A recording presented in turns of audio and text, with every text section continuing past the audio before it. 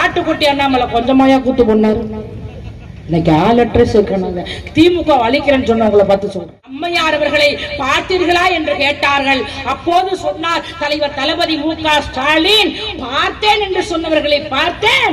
எனக்கும் ஜெயலலிதா அவர்களுக்கும் பல கருத்து வேறுபாடுகள் இருக்கலாம், ஆனால் எனக்கும் முதலமைச்சர் ஜெயலலிதா, இவர் சிங்கப்பூர் பேருந்துகளில் இலவசமாக பயணம் செல்லலாம். இந்த எடப்பாடி பழனிசாமி நான் கொஞ்சம் பார்த்து பேசணும், வேணா யூடியூப் இருக்குல்ல, எல்லாம் கொஞ்சம் வேகமா பேசிடுவேன் இல்லையா? எடப்பாடி பழனிசாமி சொன்னாய்க்கு வந்தபடி எல்லாம் பேசுகிறேன் என்று சொன்னால் நான் கேட்கிறேன், ஒரு 3 நாளைக்கு வந்து இந்த பள்ளிக்கூடத்து பிள்ளைங்களுக்கு எல்லாம் நீ காசு கொடுத்துட்டா நீ என்ன ஒரு தலைவர்? ஆனா கட்சி ஆரம்பிச்சு 1 மாசம் கூட ஆகல, நான் தான் முதல்வர்.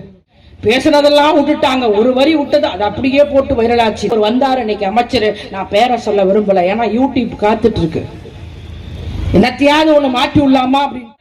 மற்றவங்களா இருந்தா அப்படிதே, அப்படியா, அதுவும் வந்து அம்மையார சொல்லிட்டா அப்படிதே, அப்படியா, ஐயோ ஐயோ.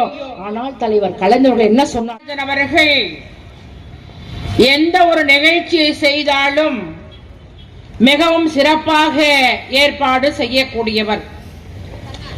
அவர் மாநகராட்சியினுடைய உறுப்பினர். இந்த மக்களுக்காக பூங்கா அமைத்து கொடுத்திருக்கிறார்.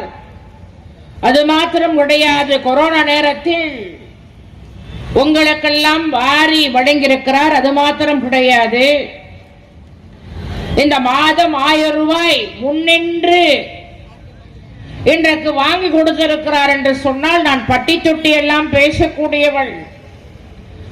ஆனால் நான் பேசுகின்ற போது பாதி பேர் போயிருவாங்க. ஆனால் இன்றைக்கு கட்டுக்கோப்பாக இருக்கிறது என்று சொன்னால் உண்மையில் ஆற்றல் மிக்க பகுதி கழகத்தினுடைய செயலாளர் நடராஜன் அவர்களுக்காக இன்றைக்கு இவ்வளவு பேர் அமர்ந்திருக்கிறார் என்று சொன்னால் உங்களுக்கெல்லாம் நன்றி சொல்ல நான் கடமைப்பட்டிருக்கின்றேன். தலைவர் கலைஞருடைய பிறந்த நாள் 102வது பிறந்த நாள் விழா.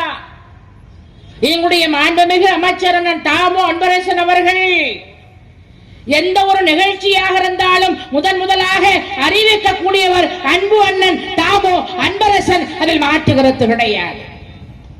தலைவர் கலைஞரை பற்றி சொல்லி வேண்டும் வரலாறு. நான் அடிக்கடி சொல்வேன், தலைவர் கலைஞர் ஒருவர் பிறக்கவில்லை என்று சொன்னால் இந்த தமிழ் சமுதாயம் அழிந்து போயிருக்கும்.